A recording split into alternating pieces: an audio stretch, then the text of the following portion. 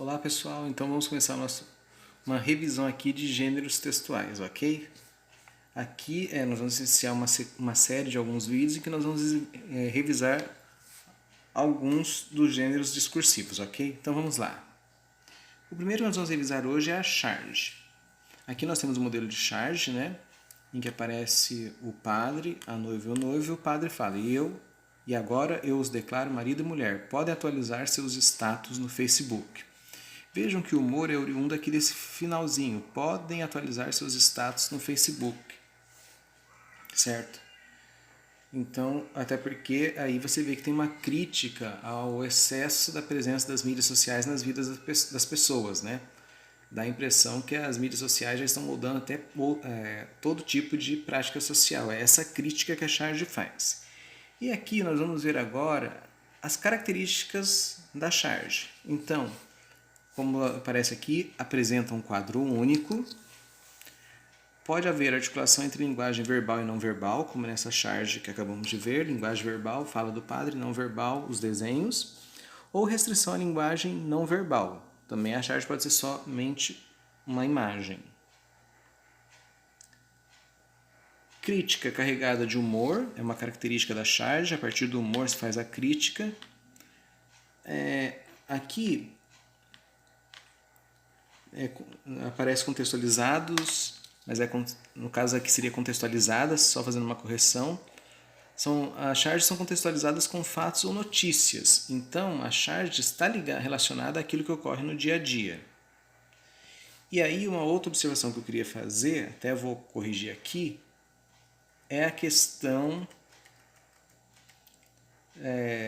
da charge se desvalorizar no tempo.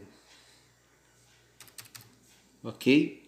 Então, a charge elas podem se desvalorizar no tempo. O que eu quero dizer com isso? Quando eu falo que a charge pode se desvalorizar no tempo, significa o seguinte: vamos pensar as eleições. Charges que ocorreram na eleição de 2010, com certeza não teriam o humor que teriam nas eleições de 2018, porque os personagens, os candidatos eram outros, então, e as circunstâncias do debate político também eram outras. Então a charge, ela tem essa oscilação. Com o tempo, quando eu falo que ela pode se desvalorizar, significa a charge pode, para o momento da leitura, não ter nenhum sentido, porque ela foi feita pensando numa realidade anterior. Tudo bem? O segundo gênero aqui da nossa sequência seria, agora nós vamos falar um pouquinho do gênero crônica. Ok? Avançando aqui. E aí eu coloquei aqui essa crônica do Edilson Rodrigues Silva. Enquanto isso, no teatro. Já fazia alguns dias que a garotinha estava pedindo para que os pais dela a levassem para assistir a uma peça de teatro infantil que estava passando na cidade. A peça era a mesma que a Mariana, a amiguinha dela de escola, havia assistido e não parava de falar da dita cuja, a Bela Adormecida. Depois da garotinha tanto insistir, no domingo de manhã, os pais dela resolveram levá-la ao teatro. O espetáculo era bem montadinho, os atores ótimos, o cenário muito bem feito, a iluminação perfeita, som, enfim, tudo estava maravilhoso. No entanto, num dos momentos mais esperados da peça, a parte que o príncipe ia beijar a Bela adormecida para que ela pudesse despertar do sono enfeitiçado e assim viver um amor verdadeiro, uma vida cheia de momentos mágicos e felizes ao lado do lindo príncipe, eis que inesperadamente ouve-se lá da plateia: pamonhas, pamonhas, pamonhas, pamonhas de Piracicaba, é o puro creme do milho. Venha provar, minha senhora. Isso mesmo, de lá da plateia tocou um celular com esse maravilhoso e criativo toque. O distraído dono do telefone havia se esquecido de desligar o inconveniente aparelho. É uma charge do Edilson Rodrigues Silva. Está aqui de onde eu tirei essa charge. Não, perdão. essa crônica, que ela é muito boa. E aí nós temos aqui as características da crônica. Primeira característica, referências a fatos cotidianos. Vejam que aqui, aqui quando eu falo de fatos cotidianos, certo? São coisas que acontecem no dia a dia. Nessa charge que acabamos de ler, a ida ao teatro. O relato é breve, como vocês puderam ver na projeção que eu acabei de colocar. Personagens que retratam a vida real. Aí a menina, né, da história, né?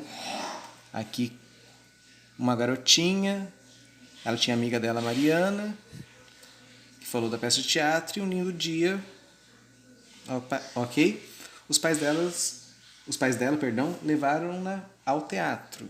E lá acontece, eles assistem à exibição da Bela Adormecida, e no final, quando chega no clímax da história, o beijo, toca o sinal das pamonhas, do anúncio de pamonhas, ok? O ambiente é urbano, aqui no caso nós temos um teatro.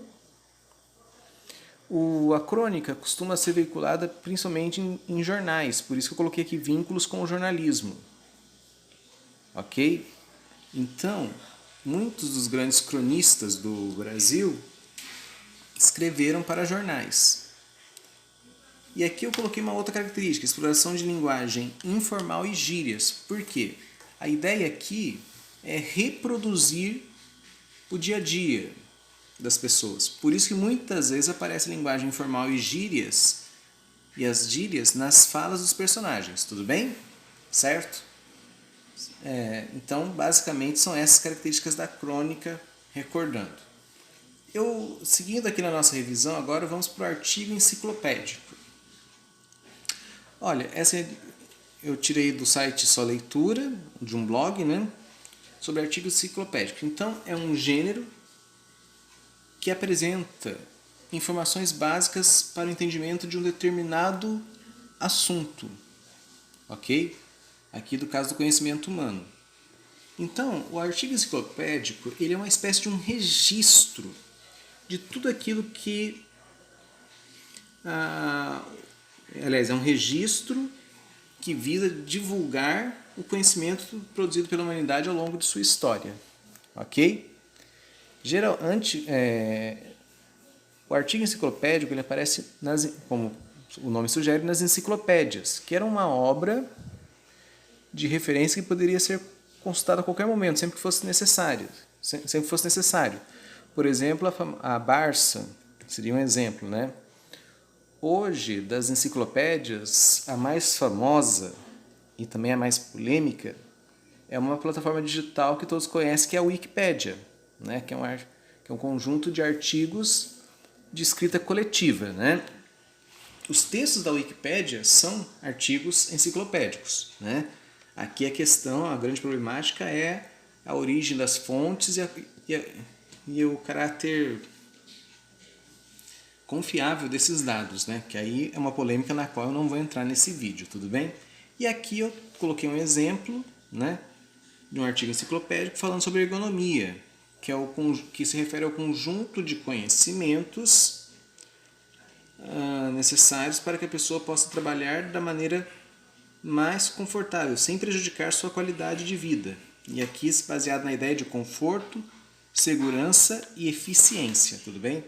Aqui vejam que você apresenta aqui na primeira parte o conceito de ergonomia, depois se quiserem parar o vídeo para ver com calma o texto, eu tenho o conceito de ergonomia e aqui eu vou falando um pouquinho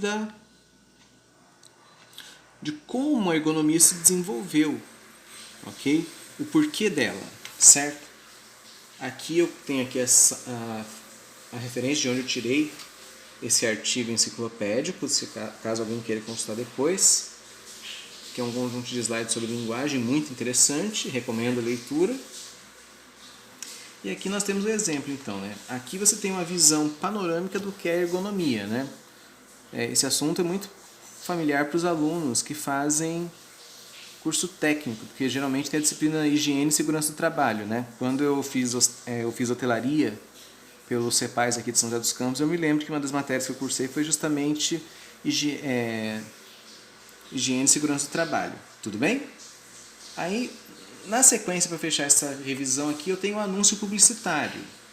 Aqui eu coloquei os elementos que constituem o anúncio, né? Nós temos logotipo, imagens, os slogans, que seriam aquelas frases que marcam o produto, ok?